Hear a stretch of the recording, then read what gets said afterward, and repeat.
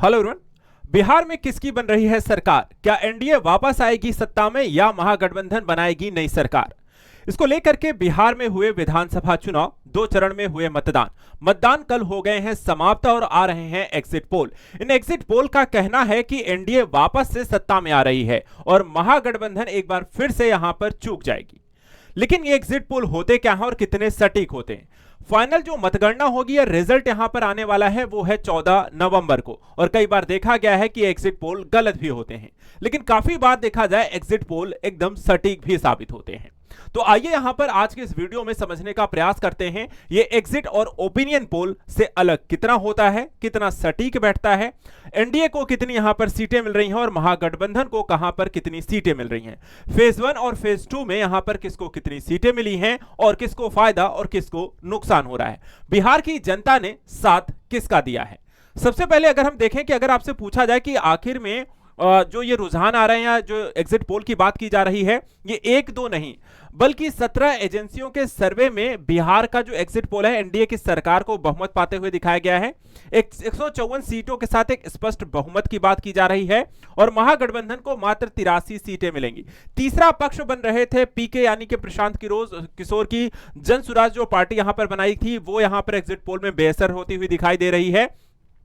देखिए, कोई भी बिहार में अगर सरकार बनाता है तो वर्तमान समय देखिए बिहार का जो मौजूदा समीकरण है 243 सीटों का है और 122 सीटें प्राप्त करनी होगी बिहार में सरकार बनाने को लेकर के। जो अभी वर्तमान की स्थिति है यहां पर देखें तो एनडीए की सरकार है जिसमें 80 बीजेपी, जेडीयू 45, 4 हैम और 2 यहां पे निर्दलीय हैं, 131 सीटें हैं। वहीं विपक्ष की बात करें 70 आरजेडी के पास है, 19 आईएनसी के पास, 15 सीपीआई एमएल के पास, 1 एआईएमआईएम के, 112 यहां पर सीटें विपक्ष के पास हैं। लेकिन जो यह विधानसभा चुनाव 2025 का हो रहा है इसमें एग्जिट पोल और ओपिनियन पोल की बात होती है और इन दोनों ही पोल्स में यहां पर एनडीए सरकार को वापस से बहुमत में पाता हुआ दिखाई दिया है। सबसे पहले आपको बता दें एग्जिट पोल। देखिए, चुनाव के दौरान जनता का मूड जानने के लिए 2 तरीके के सर्वे होते हैं। एक जो वोटिंग के पहले किया जाता है यानी कि जब मतदान शुरू भी नहीं हुआ होता उससे पहले लोगों से जानने का प्रयास किया जाता है कि आप किसको वोट देने जा रहे हैं, तो उसे कहते हैं ओपिनियन पोल। तो वोटिंग से पहले जो होता है उसको हम ओपिनियन पोल कहते हैं और वोटिंग के पश्चात जो यहां पे सर्वे किया जाता है उसे कहा जाता है एग्जिट पोल। आमतौर पर एग्जिट पोल के नतीजे आखिरी फेज की वोटिंग खत्म होने के 1 घंटे बाद जारी किए जाते हैं और एग्जिट पोल करने वाली एजेंसियों के वॉलेंटियर जो होते हैं वोटिंग के दिन वोटिंग बूथ पर मौजूद रहते हैं और वॉलेंटियर वोट देकर लौट रहे लोगों से चुनाव से जुड़े हुए सवाल पूछते हैं।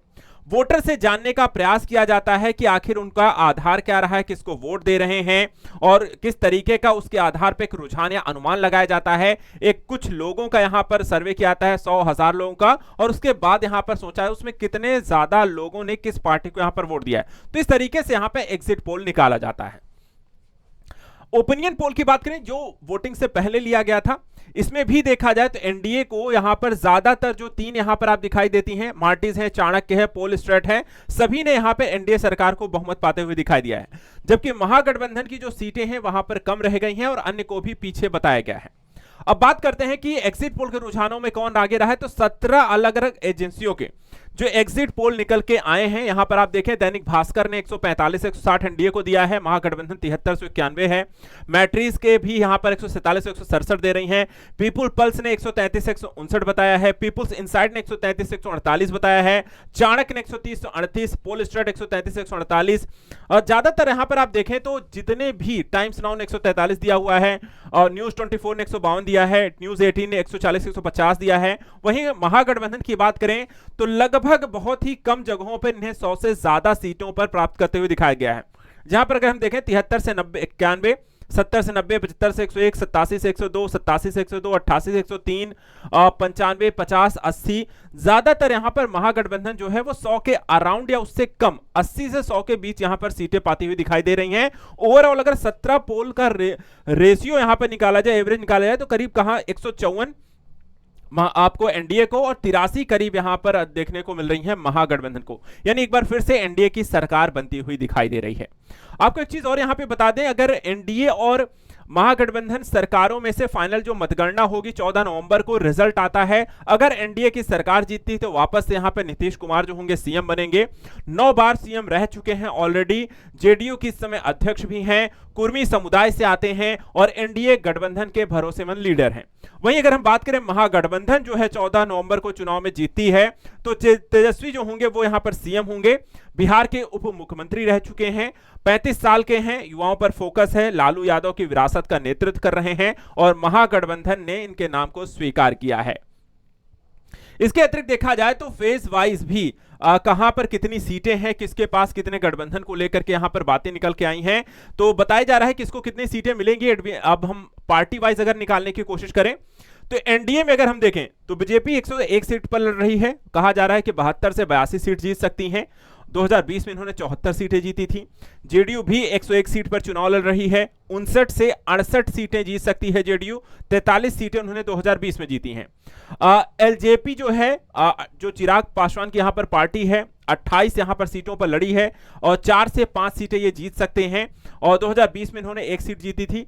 इसके अलावा आरएल जो है 6 सीटें यहां पर लड़ी है, 1 भी नहीं जीतेगी और हैम भी 6 सीटें जीती है, 4 से 5 ये जीत सकती हैं। 2020 में भी इन्होंने 4 सीटें जीती थी। महागठबंधन की बात करते हैं तो 146 सीटों पर आरजेडी लड़ी है, 51 से 63 सीटें जीत सकते हैं। 75 सीटों पर लड़े जीते थे पिछली बार, जो कि नुकसान होता हुआ दिखाई दे रहा है। कांग्रेस 59 सीटों पर लड़ी है, 12 से 15 सीटें ही जीत सकती हैं। पिछली बार 19 जीती थी, इनको भी नुकसान होता हुआ दिखाई दे रहा है। सीपीआई एमएल जो है 20 सीटों पर लड़ी है, 6 से 9 जीत सकती है। पिछली बार इन्होंने 12 सीटें जीती थी, इनको भी नुकसान है। वीआईपी 13 सीटों पर लड़ी है, 1 भी नहीं जीतने वाली है, ऐसा कहा जा रहा है। सीपीआई है 7 में से 2 यहां पर जीत सकती है, सीपीएम है 4 में से 1 और आईआईपी 2 में से 1 जीत सकती है। तो इसके अलावा अन्य जो यहां पर पार्टी रही है, जैसे जनसुराज पार्टी रही है, उन्होंने 240 सीटों पर लड़े हैं। 0 से 3 पार्टी सीटें जीत सकती हैं। बीएसपी 181 सीटों पर लड़ी है, 1 भी नहीं जीतने के आसार हैं। एआईएमआईएम जो है 32 सीटों पर लड़ी है, 1 ही हो सकता है जीते। निर्दलीय जो है वो उनकी सीटें तो नहीं पता कितनी लड़ी है, लेकिन 2 से 6 जीत सकती हैं। ओवरऑल पर्सपेक्टिव की बात करें कि बिहार के महाभारतीय चुनाव में पोल्स में एनडीए की सरकार बनती हुई वापस से दिखाई दे रही है, यानी वापस से सत्ता में आ रही है एनडीए, ऐसा कहना है एग्जिट पोल का। लेकिन ये फाइनल रिजल्ट नहीं है, आपको बता दें फाइनल रिजल्ट आएंगे मतगणना के दिन, यानी कि 14 नवंबर को, तब फाइनल पता चलेगा आखिर किसकी बन रही है सरकार। ओवरऑल अगर प्रोस्पेक्टिव की बात करें फेज वाइज किसको कितनी सीटें मिल रही हैं, तो फेज 1 की जो 121 सीटों पर यहां पर देखा जाए तो लड़ा गया है, चुनाव हुए हैं और 121 सीटों में 67 से 78 सीटें वो एनडीए को मिलने वाली हैं और महागठबंधन को 37 से 48 सीटें। पिछली बार की बात करें तो एनडीए ने यहां पर 59 सीटें जीती हैं, तो इनको फायदा होता हुआ दिखाई दे रहा है। महागठबंधन यहां 61 सीटें जीती थी, उनको काफी नुकसान होता हुआ दिखाई दे रहा है। फेज 2 की सभी 122 सीटों की बात करें तो यहां पर 77 से 82 सीटें एनडीए जीत सकती है। पिछली बार 66 सीटें जीती थी, तो यहां पर वृद्धि हो रही है और 49 सीटें 2020 में महागठबंधन ने जीती थी, तो इस बार से 35 से 42 जीतने वाली, तो इनको भी यहां पर नुकसान देखना मिल रहा है। यानी दोनों ही चरणों में एनडीए को ज्यादा सीटें हैं और दोनों ही चरणों में महागठबंधन की सीटें कम हैं। अब इसको लेकर के देखा जाए तो अलग अलग पार्टियों को लेकर के एनालिसिस अगर हम करें किसको कहां किस तरह की स्थिति है, तो 2020 में जो रुझान यहां पर है कि एनडीए को 125 सीटें मिली, इस बार 20 से 35 सीटों का फायदा मिल सकता है टोटल एनडीए को। जेडीयू की बात करें तो पिछली बार 43 सीटें जीती थी, इस बार 59 से 68 यानी कि 16 से 25 सीटें जेडीयू जीत सकती है। बीजेपी की बात करें पिछले साल 74 सीटें जीती थी, इस बार भी 72 से 82 सीटें जीत सकती हैं। ओवरऑल यहां पर सेम टू सेम रहने की उम्मीद है। एलजेपी, हैम और आरएलएम चिराग पासवान की बात करें तो 28 सीटें लड़ी हैं, सिर्फ 4 से 5 सीटों पर आगे नजर आ रही है। जीतन राम मांझी की 6 सीटें पर देखा जाए तो चुनाव लड़ी है, 4 से 5 सीटों पर आगे दिख रही है और आलेम का खाता खुलना यहां पर मुश्किल नजर आ रहा है, जो उपेंद्र कुशवाहा की पार्टी है।